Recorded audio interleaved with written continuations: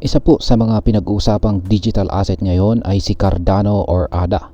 May posibilidad ba itong umabot muli sa $1 matapos po ang pagbaba ng kanyang presyo? Ayon po sa mga eksperto, maaring magkaroon daw ng pagtaas sa presyo nito dahil sa malaking pag-iipon or pagbili ng mga whales.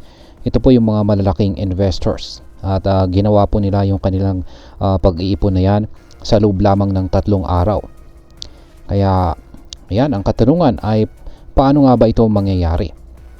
Kaya yan po ang siyang ating alamin sa video na ito. Pero bago po tayo magpatuloy ay pakibasa na lamang po ang disclaimer dito sa ibaba ng ating screen. Ayan, pisaan po natin sa kung ano po ang Cardano at bakit po mahalaga ang presyo nito. Ayan, ang Cardano, sa mga hindi po nakakaalam, ay isang blockchain platform na itinuturing na isang Ethereum competitor. Ayan, kakumpetensya ni Ethereum dahil sa advanced na technology nito.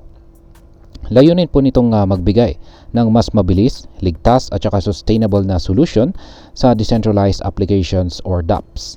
Ang presyo po ni ADA ay mahalaga dahil ginagamit ito sa mga transaction, staking at iba pang mga project sa blockchain ecosystem nito. Ngayon ay ano po ang nangyayari sa presyo ni ADA ngayon? Sa kasalukuyan ay nasa presyong 0.70 itong si ADA. Bumaba mula sa dating pinakamataas na presyo nito na $1.13 nitong nakaraang buwan. Ngunit ayon po sa mga eksperto, maaaring bumalik ito sa $1 dahil po sa pagdami ng whale activity. Ngayon ay ano naman po ang papel ng mga whales sa pagtaas ng presyo? Sa crypto, ang whales ay tumutukoy po ito sa mga malalaking investors na may hawak na milyong-milyong ADA.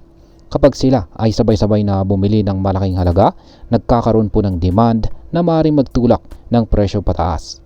Ayon po sa on-chain analyst na si Ginoong Ali Martinez, nakabili ang mga whales ng 130 million na ADA sa loob lamang ng 3 araw. Ang halagang ito ay katumbas po ng $97.5 million. Dahil dito, may lumalakas na pananaw na maaari pong muling umabot sa $1 itong si ADA. Ngayon ay ano naman ang ibig sabihin ng calm before the storm? Ayan. Ayon po sa isang analyst, bumaba ang unique wallets trading ng ADA sa pinakamababang antas nito. Ibig pong sabihin, kakaunti ang unique wallets na gumagalaw ngayon.